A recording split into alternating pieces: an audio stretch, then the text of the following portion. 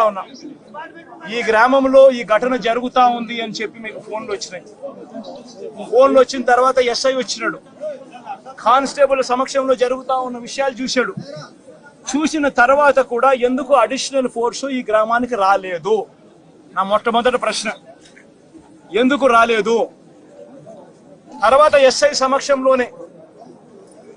సమక్షంలోనే ఏకంగా మారణకాండ చేస్తూ మనుషులను చంపేసే స్థాయిలోకి చంపేసిన తర్వాత కత్తులతో ఇలా నరికి ఇంకా పలువురిని గాయపరిచిన తర్వాత కూడా ఎందుకు వాళ్ళందరూ కూడా ఈ కార్యక్రమం చేసి మళ్ళీ గ్రామం వెళ్ళిపోయేదాకా వాళ్ళని ఎవరు ఎందుకు పట్టుకునే కార్యక్రమం చేసేదానికోసం కూడా ఎందుకు పోలీసులు రాలేదు? నేను అడుగుతా ఉన్నా ఈ ప్రశ్నలన్నిటికీ. ఎవరు ప్రోద్బలం ఉంది? ఎవరు ఈ పోలీసులను ఆడిస్తా ఉన్నారు?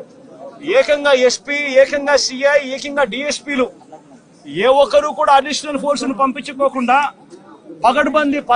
పగడ్బందీ ప్లాన్ ప్రకారం మనుషులను చంపేసిన వాళ్ళు ఊర్లు కూడా విడిచిపెట్టి వెళ్ళిపోయే పరిస్థితి క్రియేట్ చేసి అప్పటికి కూడా ఫోర్స్ రాకోకుండా కూడా వీళ్ళు ఆపగలిగినారు అని అంటే ఏ స్థాయిలో కుట్ర జరుగుతా ఉంది అన్నది, ఏ స్థాయిలో రాజకీయ నాయకులు, పోలీసులు, ఏ స్థాయిలో వీళ్ళందరూ కూడా కూడబలుక్కొని భయానక వాతావరణం క్రియేట్ చేస్తా ఉన్నారు అని చెప్పడానికి ఇదొక నిదర్శనం కాదా అని అడుగుతా ఉన్నా.